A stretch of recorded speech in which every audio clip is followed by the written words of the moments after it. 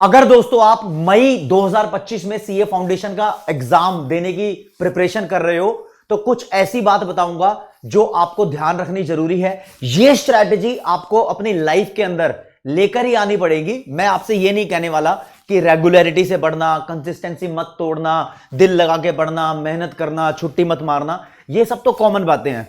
लेकिन धीरे धीरे जैसे जैसे आपका सिलेबस आगे बढ़ता जा रहा है, आप चैप्टर्स कवर अप करते जा रहे हो, आप उसकी क्यूमुलेटिव रिवीजन स्टार्ट कर दो। क्यूमुलेटिव रिवीजन का मतलब होता है अगर आपका चैप्टर 1 कंप्लीट हो गया तो आप उसको रिवाइज करो, ठीक है। उसके बाद जब आपका चैप्टर नंबर 2 कंप्लीट होगा तो आप चैप्टर 2 को भी रिवाइज करो और 1 को भी रिवाइज करो। जब आपका चैप्टर 3 कंप्लीट होगा किसी भी सब्जेक्ट का, तब आप चैप्टर 3 भी रिवाइज करोगे, 2 भी रिवाइज करोगे, 1 भी रिवाइज करोगे। इससे फायदा क्या होगा कि आपके जो पुराने चैप्टर्स हैं वो अब कम टाइम में रिवाइज होते चले जाएंगे। आपको बहुत कम टाइम लगेगा, आपको जस्ट ऐसा लगेगा मैं ओवरव्यू ले रहा हूं, क्योंकि बार बार रिवीजन से है ना आपका चैप्टर बहुत ज्यादा स्ट्रांग हो जाता है, कॉन्सेप्ट बहुत ज्यादा स्ट्रांग हो जाते हैं। तो एक चैप्टर की कम से कम 3 बार आप रिवीजन जरूर करो। आपके सभी सब्जेक्ट्स के अंदर यह बात लागू होती है। जहां तक हो सके अपने पूरे एफर्ट्स लगाओ। तो इस अटेम्प्ट के लिए आपको कौन कौन से पॉइंट ध्यान रखने हैं वो स्ट्रैटेजीज मैं आपके सामने बताता हूं।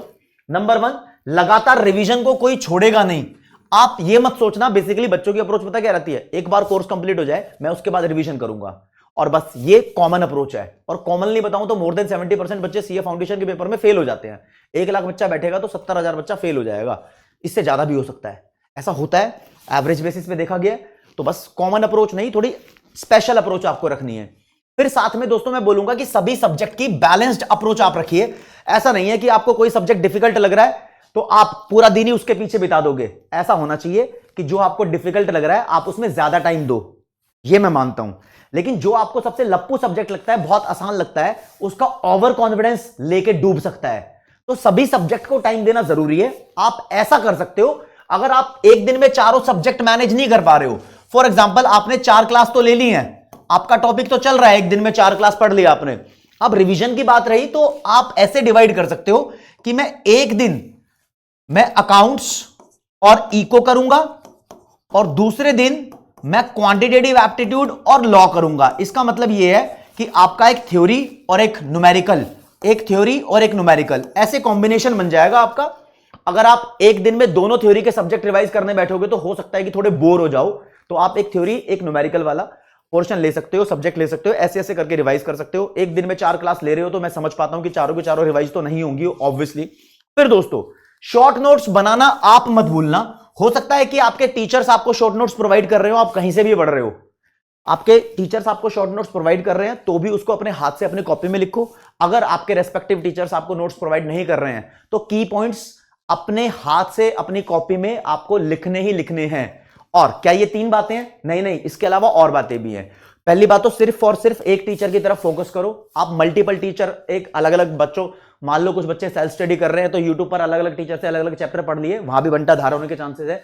एक ही टीचर पे फोकस करो, उसने जो पढ़ाया है उसके पीछे पढ़ जाओ जैसे वो करा रहा है। फिर अगली बात, टाइम टू टाइम अपने प्रैक्टिस टेस्ट को मिस मत करना। हो सकता है कि प्रैक्टिस टेस्ट में किसी के 100 में से 10 नंबर आ रहे हैं, किसी के 100 में से 50 आ रहे हैं, किसी के 100 में से 60 आ रहे हैं, शायद कॉन्फिडेंस नहीं आ रहा। लेकिन ऐसा हो सकता है कि जो आप गलतियां कर रहे हो उसके आंसर देख लोगे टेस्ट देने के बाद तो आपको वो आंसर रिटेन रह जाते हैं। और 1-2 टेस्ट नहीं, जब आप 5-5, 6-6 टेस्ट दे दोगे हर एक सब्जेक्ट के, तब आपको पता लगेगा हाँ यार जो मैं गलतियां कर रहा था वो मेरे दिमाग के अंदर अब रिटेन होने लगी हैं कि इसका सही आंसर क्या है मुझे पता है। तब जाके कहीं ना कहीं आप लोग बिल्कुल सही डायरेक्शन के अंदर अपनी तैयारी को अंजाम दे रहे होंगे। इन चीजों को मत भूलना, बहुत बेसिक चीजें मैंने बताई हैं। इसके बाद कहीं जाकर जब तुम्हारा सिलेबस कंप्लीट होगा तब एमटीपी, आरटीपी और पीवाईक्यू के पूरे टेस्ट भी आपको देने पड़ेंगे, उसके बिना काम नहीं चलेगा। और हाँ, रिवीजन कैसे करनी है, अब क्वेश्चन ये बनता है, जब आपने चैप्टर कंप्लीट कर लिया क्लास से, उसके बाद रिवीजन करने के आपके पास सोर्सेस हैं। फॉर एग्जांपल आपके नोट्स हैं, उससे रिवीजन कर सकते हो, या वन शॉट अवेलेबल है आपके पास। आजकल हर एक जो भी टीचर आपको पढ़ा रहे हैं यूट्यूब चैनल पे उन्होंने अपने वन शॉट डाले ही होंगे, तो आप वहां से भी रिवाइज कर सकते हो। तो मैं सलाह दूंगा, क्लासेस कंप्लीट कर ली, आईसीआई मॉड्यूल के क्वेश्चन लगा लिए, ठीक है, ओके। उसके बाद उस चैप्टर को आप टीचर के वन शॉट से रिवाइज करो।